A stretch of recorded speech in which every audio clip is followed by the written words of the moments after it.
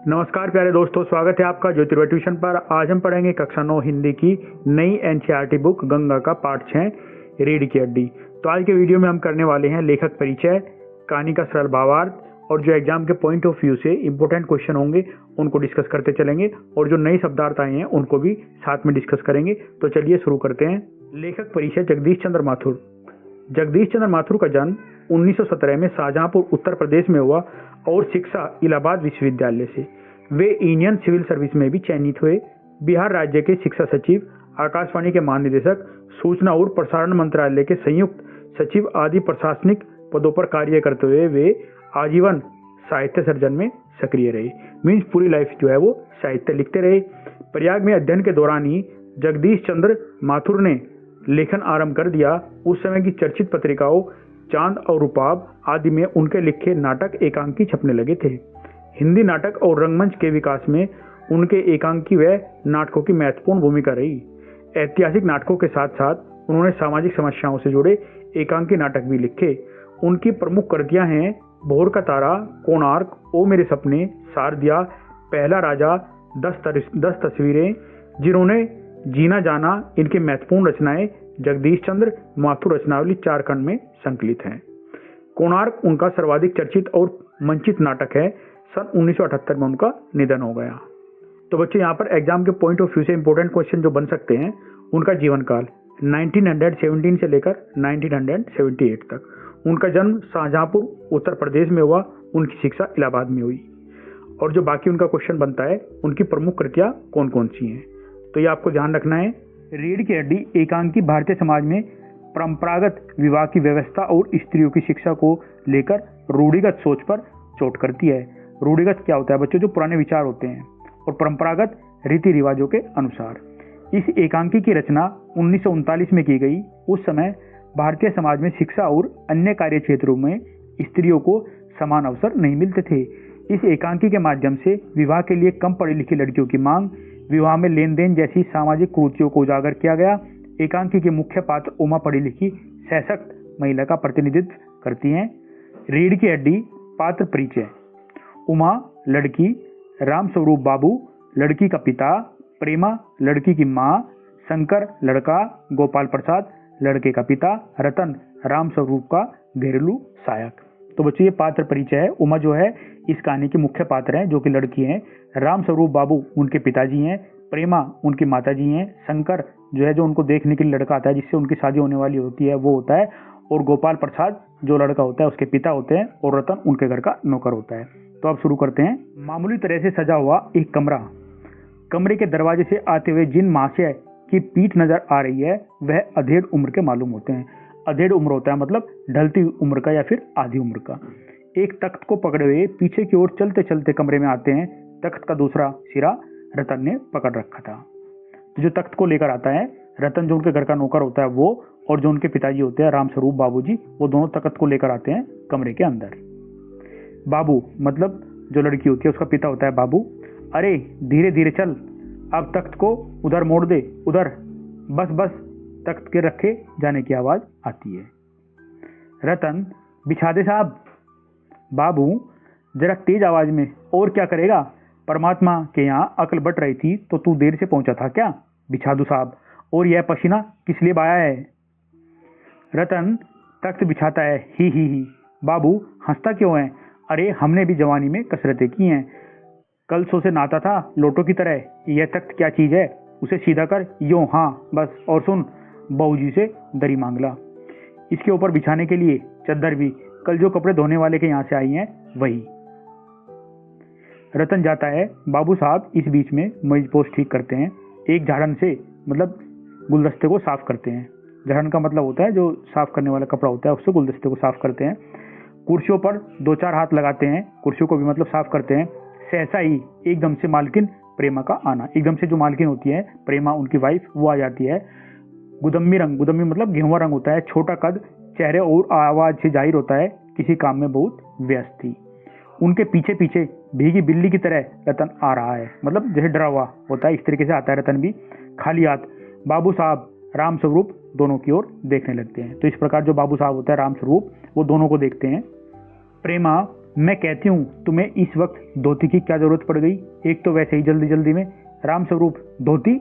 प्रेमा, हाँ, अभी तो बदल कर आए हो और फिर न जाने किस लिए। रामस्वरूप, लेकिन तुमसे धोती मांगी किसने? प्रेमा, यही तो कह रहा था रतन। रामस्वरूप, क्यों रतन, तेरे कानों में डांट लगी है क्या? मतलब डांट लगी है मतलब तेरे को सुनाई नहीं देता है क्या? मैंने कहा था कपड़े धुलने वाले के यहाँ से जो चद्दर आई है उसे मांग ला। अब तेरे लिए दूसरा दिमाग कहाँ से लाऊं, उल्लू कहीं का। प्रेमा, अच्छा, जा पूजा वाली कोठरी में लकड़ी के बक्स के ऊपर धुले हुए कपड़े रखे हैं न, उन्हीं में से एक चद्दर उठा ला। रतन, और दरी? प्रेमा, दरी यहीं तो रखी है कोने में, यह पड़ी तो है। रामस्वरूप, दरी उठाते हैं और बीवी जी के कमरे में से हारमोनियम उठा ला और सितार भी जल दिया। रतन जाता है, पति पत्नी तख्त पर दरी बिछाते हैं। प्रेमा, लेकिन वह तुम्हारी लाडली बेटी तो मुंह फुलाए पड़ी है। रामस्वरूप, मुंह फुलाए? और तुम उसकी माँ किस मर्ज की दवा हो? जैसे तैसे करके तो वे लोग पकड़ में आए हैं, अब तुम्हारी बेवकूफ़ी से सारी मेहनत बेकार हो जाए तो मुझे दोष मत देना। प्रेमा, तो मैं ही क्या करूं, सारी जतन करके हार गई। तुम्ही ने उसे पढ़ा लिखा कर इतना सिर चढ़ा रखा है, मेरी समझ में तो ये पढ़ाई लिखाई के जंजाल आते ही नहीं। अपना जमाना अच्छा था, आ ई पढ़ ली, गिनती सीख ली, और बहुत हुआ तो स्त्री सुबोधिनी पढ़ ली। सच पूछो तो स्त्री सुबोधिनी में ऐसी ऐसी बातें लिखी हैं, ऐसी बातें कि क्या तुम्हारी BA MA की पढ़ाई में होंगी, और आजकल के तो लक्षण ही अनोखे हैं। रामस्वरूप, ग्रामोफोन बाजा होता है ना? प्रेमा, क्यों? रामस्वरूप, दो तरह का होता है, एक तो आदमी का बनाया हुआ, उसे एक बार चलाकर चाहे रोक लो, और दूसरा परमात्मा का बनाया हुआ, उसका रिकॉर्ड एक बार चढ़ा दो तो रुकने का नाम ही नहीं। प्रेमा, हटो भी, तुम ठिठोली ही सूझती है, तुम्हें ठिठोली ही सूझती है, मतलब तुम्हें तो मजाक और हंसी ही सूझती है। यह तो होता नहीं कि उस अपनी उमा को राह पर लाते, मतलब उसको समझाते। अब देर ही कितनी रही है उन लोगों के आने में। रामस्वरूप, तो हुआ क्या? प्रेमा, तुम्ही ने तो कहा है कि जरा ठीक ठाक करके नीचे लाना, आजकल तो लड़की कितनी सुंदर हो बिना टीम टाम के भला कौन पूछता है। इसी मारे मैंने तो पाउडर वाउडर उसके सामने रखा था, पर उसे तो इन चीज़ों से न जाने किस जन्म की नफरत है।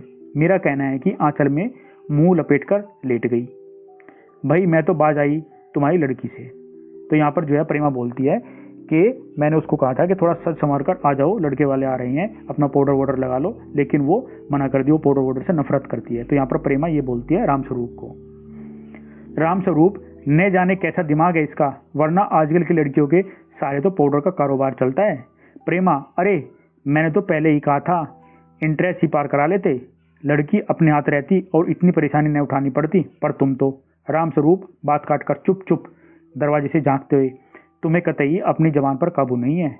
कल ही यह बात बता दी थी कि उन सब लोगों के सामने जिक्र और ढंग से होगा, मगर तुम तो अभी से सब कुछ उगल देती हो, उनके आने तक तो न जाने क्या हाल हो जाएगा।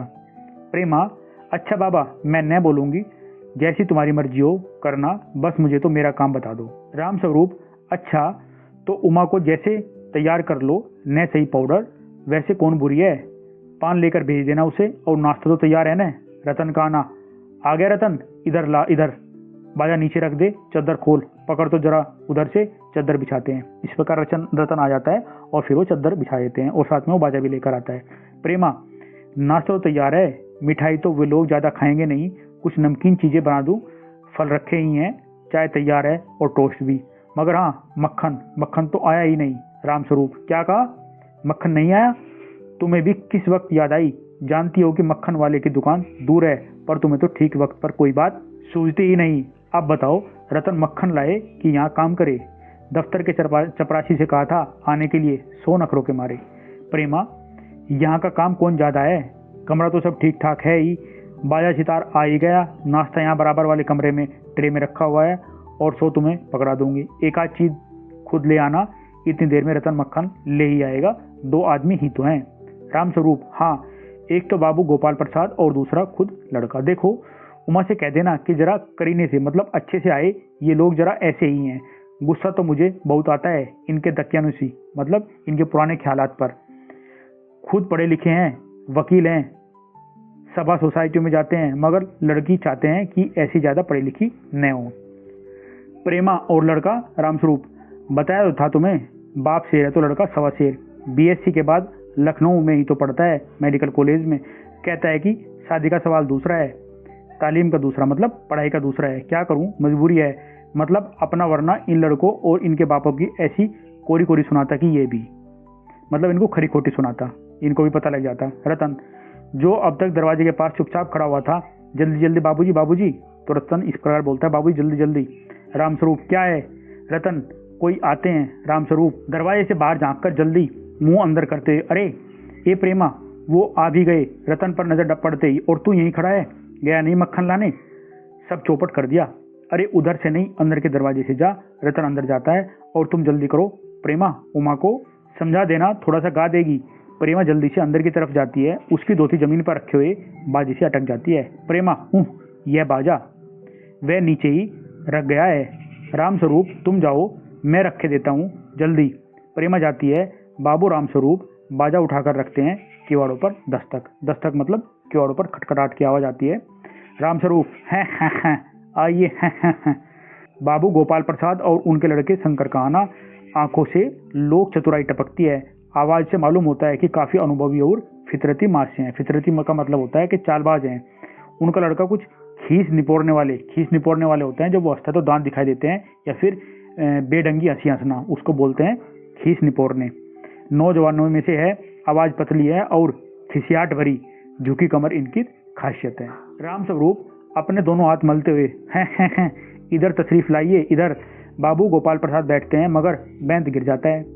रामस्वरूप, यह बेंत लाइए, मुझे दीजिए। कोने में रख देते हैं, सब बैठते हैं, हैं। मकान ढूंढने में कुछ तकलीफ तो नहीं? रामस्वरूप जब भी बात करते हैं वो इस तरीके से करते हैं, हैं।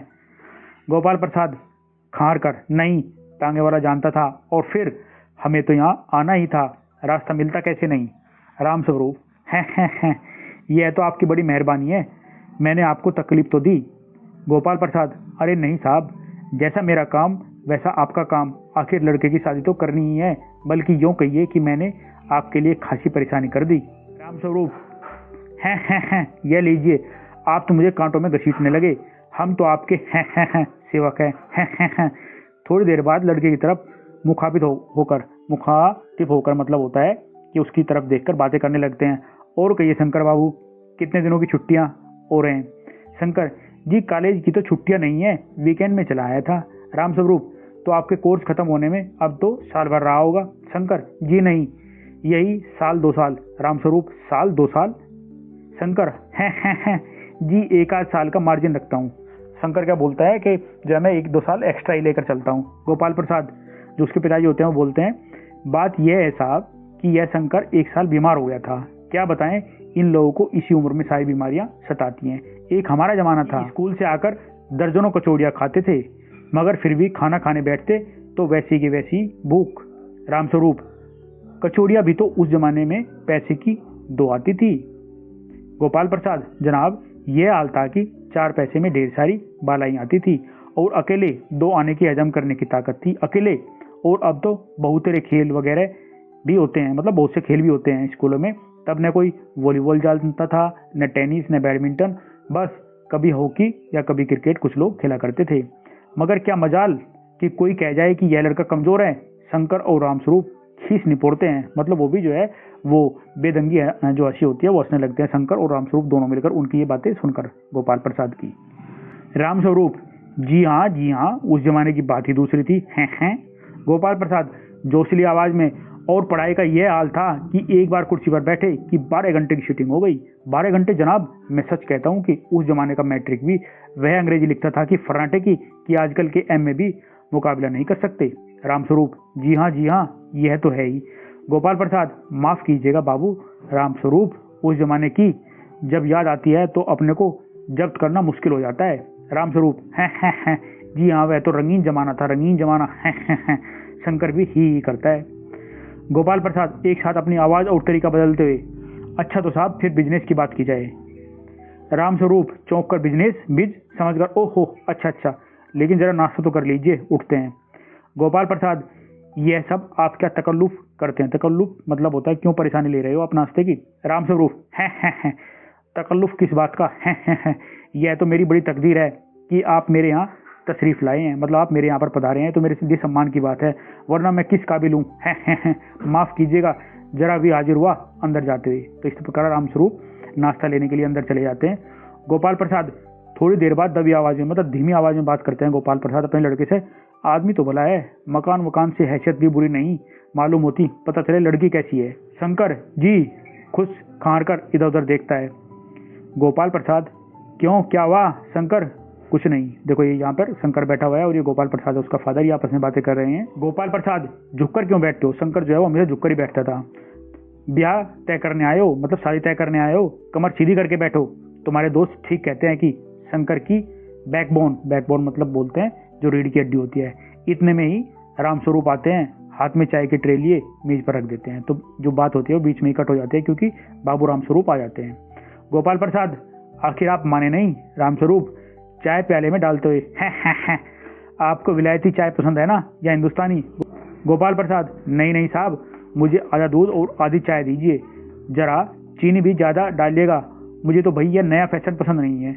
एक तो वैसे ही चाय में पानी काफ़ी होता है, फिर चीनी भी नाम के लिए डाल दी जाए तो चाय का जायका क्या रहेगा? रामस्वरूप है, कहते तो आप सही हैं, प्याला पकड़ाते हैं। शंकर खार कर सुना है सरकार अब ज़्यादा चीनी लेने वालों पर टैक्स लगाएगी। गोपाल प्रसाद चाय पीते हुए सरकार जो चाहे सो कर ले, पर आमदनी करनी है तो सरकार को बस एक ही टैक्स लगाना चाहिए। रामस्वरूप शंकर को प्याला पकड़ाते हुए वह क्या? गोपाल प्रसाद खूबसूरती पर टैक्स। रामस्वरूप और शंकर हंस पड़ते हैं।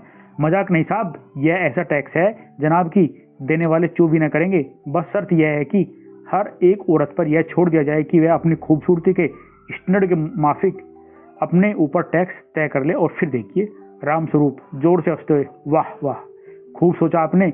वाकई आजकल खूबसूरती का सवाल भी बेढब हो गया है। हम लोगों के ज़माने में तो यह कभी उठता ही न था। तस्तरी गोपाल प्रसाद की तरफ बढ़ाते हुए लीजिए। गोपाल प्रसाद समोसा उठाते हुए कभी नहीं साहब, कभी नहीं। रामस्वरूप शंकर की तरफ मुखातिब होकर आपका क्या ख्याल है शंकर बाबू? शंकर किस मामले में? रामस्वरूप यही कि शादी तय करने में खूबसूरती का हिस्सा कितना होना चाहिए। गोपाल प्रसाद बीच में ही बोल पड़ते हैं, यह बात दूसरी है बाबू रामस्वरूप, मैंने आपसे पहले ही कहा था लड़की का खूबसूरत होना निहायत जरूरी है। कैसे भी हो, चाहे पाउडर वगैरह लगाए चाहे वैसे ही। बात यह है कि हम आप मान भी जाएं मगर घर की औरतें तो राजी नहीं होती। आपकी लड़की तो ठीक है ना? क्योंकि जो गोपाल प्रसाद होता है उन्हें डाउट हो जाता है। रामस्वरूप जी हाँ, वह तो अभी आप देख लीजिएगा। गोपाल प्रसाद देखना क्या, जब आपसे इतनी बातचीत हो चुकी है तब तो यह रस्मी समझिए। रामस्वरूप हैं, यह तो आपका मेरे ऊपर भारी एहसान है। गोपाल प्रसाद और जायचा मतलब होता है जन्मपत्र तो मिल ही गया होगा। रामस्वरूप जी हाँ, जायचे का मिलना क्या मुश्किल बात है, ठाकुर जी के चरणों में रख दिया है, बस खुद ब खुद मिला हुआ समझिए। गोपाल प्रसाद यह ठीक कहा आपने, बिल्कुल ठीक। थोड़ी देर रुक कर, लेकिन हाँ यह जो मेरे कानों में भनक पड़ी है यह तो गलत है न? रामस्वरूप चौंक कर क्या? गोपाल प्रसाद यह पढ़ाई लिखाई के बारे में? जी हाँ साफ बात है साहब, हमें ज़्यादा पढ़ी लिखी लड़की नहीं चाहिए।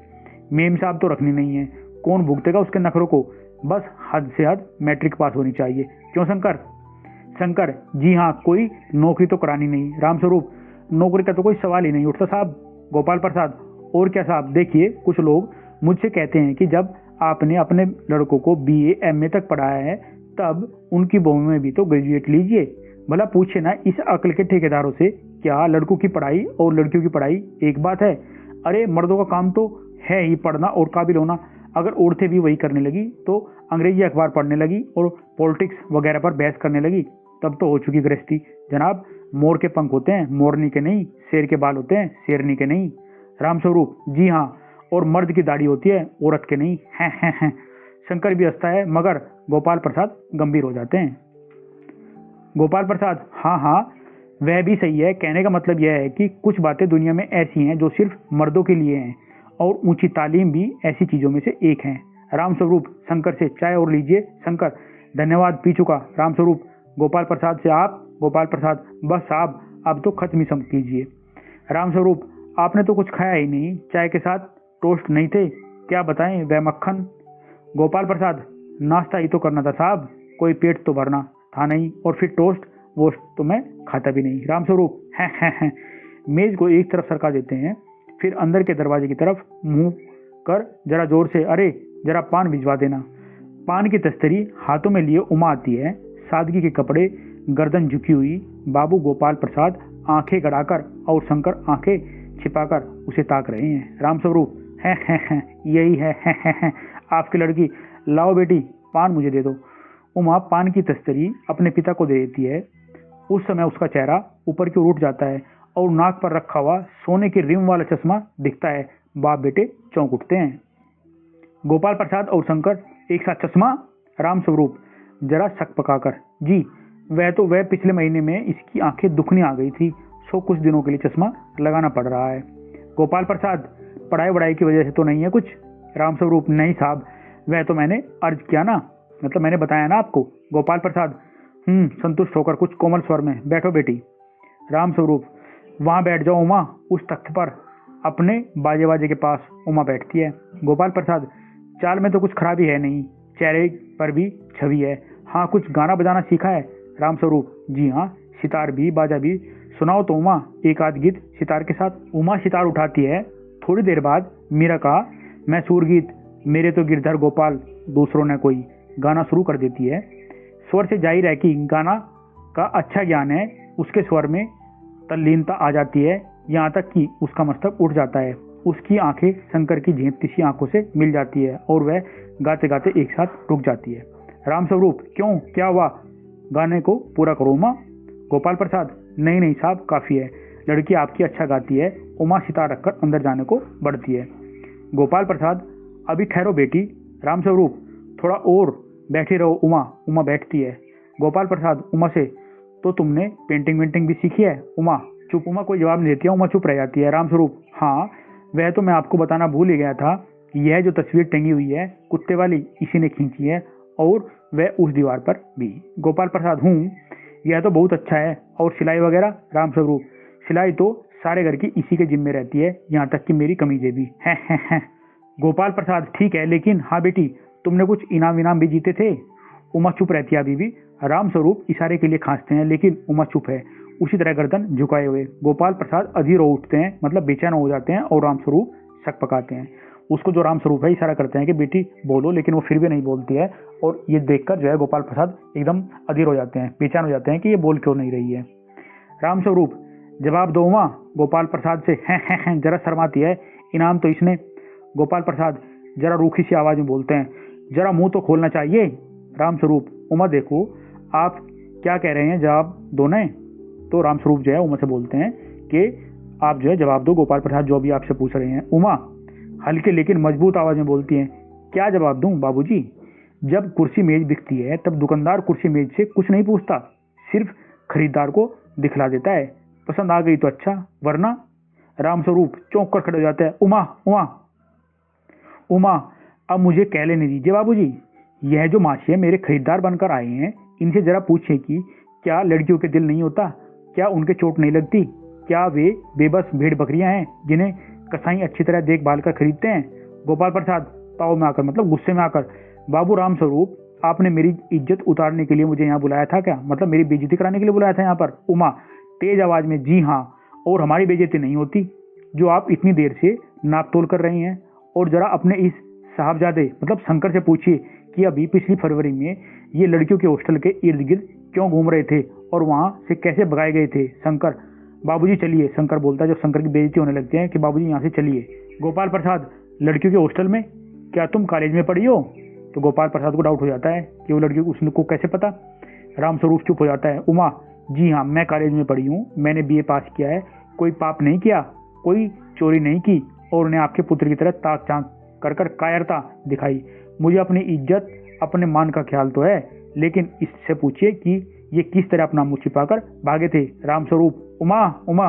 रामस्वरूप को गुस्सा आ जाता है और वो उमा चिल्लाने लगते हैं। गोपाल प्रसाद खड़े होकर गुस्से में, बस हो चुका बाबू रामस्वरूप, आपने मेरे साथ दगा किया है, मतलब धोखा किया है। आपकी लड़की BA पास है और आपने मुझे कहा था कि यह सिर्फ मैट्रिक तक पढ़ी है। लाइए मेरी छड़ी कहाँ है, मैं चलता हूँ। छड़ी ढूंढकर उठाते हैं। BA पास, उफ गजब हो जाता, झूठ का भी कुछ ठिकाना है। आओ बेटे चलो, दरवाजे की ओर बढ़ते हैं। इस प्रकार गोपाल प्रसाद और उसका बेटा शंकर दोनों चले जाते हैं। उमा जी हाँ जाइए, जरूर चले जाइए, लेकिन घर जाकर जरा यह पता लगाइएगा कि आपके लाडले बेटे की रीढ़ की हड्डी भी है या नहीं, यानी बैकबोन। बाबू गोपाल प्रसाद के चेहरे पर बेबसी का गुस्सा और उनके लड़के के रुलासपन, दोनों बाहर चले जाते हैं। बाबू रामस्वरूप कुर्सी पर धम से बैठ जाते हैं।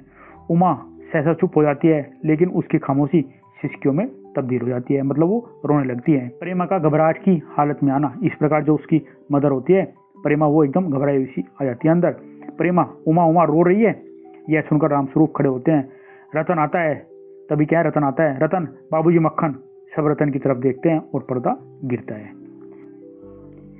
शब्द संपदा, अधेड़, आधी उम्र का या ढलती उम्र का तख्त, लकड़ी की बड़ी चौकी या सिंहासन, गदुम्बी, गेहुए रंग का, डाउट, टेक या अटकाव, जंजाल, झंझट, झमेला, संसार का बखेड़ा, ठठोली, हंसी या प्रयास, करीने या करीना, ढंग से, दकियानुसी, पुराने विचार का या फिर पुराना, तालीम, शिक्षा, चौपट, नर्स, चारों ओर से खुला हुआ, दस्तक, खटखटाना, फितरती, चालबाज या प्रकृतिगत, खींच निपोरना, खींच निकालना, इस तरह हंसना कि दांत दिखाई दे या फिर बेढंगी हंसी हंसना, खासियत, विशेषता, गुण, प्रभाव, प्रकृति या फिर स्वभाव, तशरीफ, आदर, सम्मान या फिर महत्व, मार्जिन, सीमा या फिर किनारा, बालाई, ऊपर का हिस्सा, तकल्लुफ, बनावट या शिष्टाचार, माफिक, अनुकूल या अनुसार, मुखातिब, संबोधन करने वाला, बात करने वाला, निहायत, अत्यधिक, अत्यंत, बहुत ज्यादा, जायचा, जनपत्री, अर्ज, निवेदन, प्रार्थना या फिर चौड़ाई, अधीर, धैर्य रहित, उतावला,